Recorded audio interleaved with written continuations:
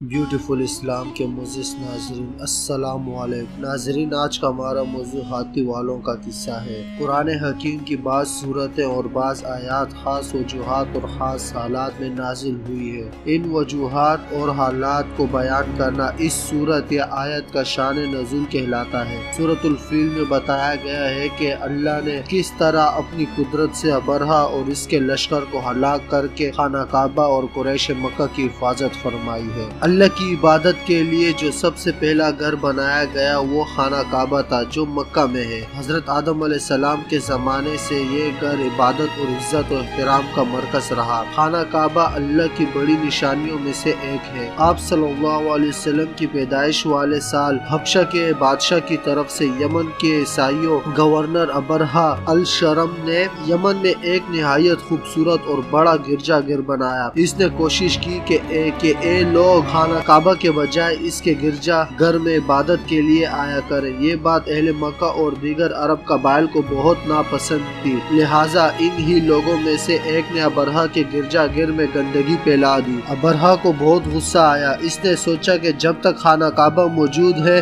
لوگ اس کے گرجا گھر میں عبادت کے لیے نہیں آئیں گے۔ ابرہہ نے ایک بڑی فوج جمع کی۔ چند لمبے چوڑے طاقتور ہاتھی کعبہ کی دیواروں کو معذ باللہ گرانے کے لیے ساتھ لیے اور مکہ کی طرف روانہ ہو گیا۔ مکہ کے قریب پہنچ کر ابرہہ کے سپاہیوں نے اہل مکہ کے کئی اونٹ اور مویشی پکڑ لیے۔ ان میں 200 اونٹ آپ صلی اللہ علیہ وسلم کے دادا عبد المطلب کے بھی تھے۔ ابرہہ نے اہل مکہ کے پاس پیغام بھجوایا کہ اس کا ارادہ صرف خانہ کعبہ کو معوذ باللہ گرانے کا ہے اور وہ اہل مکہ سے جنگ نہیں کرنا چاہتا، لیکن اگر انہوں نے اس کا راستہ روکنے کی کوشش کی تو ان سب کو برباد کر دے گا۔ عبد المطلب قریش کے سب سے بڑے سردار تھے۔ وہ ابرہہ سے ملاقات کرنے اس کے پاس پہنچے گئے۔ وہ اونچے قد کے نہایت خوبصورت اور باوقار شخصیت والے تھے۔ عبد المطلب نے ابرہہ سے کہا کہ جو اونٹ تم نے پکڑے ہیں ان میں سے 200 اونٹ میرے ہیں، چنانچہ وہ مجھے واپس کر دو۔ ابرہہ نے ان کی اس بات پر کہا کہ میں تو سمجھا تھا کہ آپ مجھ سے خانہ کعبہ کو نہ گرانے کی بات کریں گے، جبکہ آپ نے صرف اپنے اونٹوں کی بات کر کے مجھے مایوس کیا۔ عبد المطلب نے جواب دیا کہ اونٹ میرے ہیں، اس لیے میں نے تم سے اپنے اونٹوں کی بات کی ہے۔ خانہ کعبہ اللہ کا گھر ہے اور وہ خود ہی اپنے گھر کی حفاظت فرمائے گا۔ ابرہہ نے ان کے اونٹ واپس کر دیے۔ عبد المطلب نے اہل مکہ کو پہاڑوں پر چلے جانے اور شہر مکہ کو خالی کر دینے کا حکم دیا۔ وہ خود خانہ کعبہ کے دروازے کا کنڈا پکڑ کر اللہ سے دعا کرنے لگے کہ اے اللہ اپنے گھر کی حفاظت فرما، ابرہہ اور اس کے لشکر سے اپنی عزت والے گھر کو بچا لے۔ دعا کے بعد عبد المطلب اپنے ساتھیوں کو لے کر آس پاس کے پہاڑوں کی چوٹیوں پر چڑھ گئے۔ ابرہہ نے خانہ کعبہ کو معاذ اللہ گرانے کے لیے اپنا لشکر تیار کیا اور اپنے ہاتھی پر سوار ہو کر مکہ کی طرف چلا۔ جب وادی محصر میں پہنچا تو ہاتھی زمین پر بیٹھ گیا اور آگے نہ بڑھا۔ ہاتھی کو اٹھانے کی بہت کوششیں کی گئی مگر وہ آگے نہ بڑھتا، مگر جب مکہ کے علاوہ کسی اور سمت کا رخ موڑا جاتا تو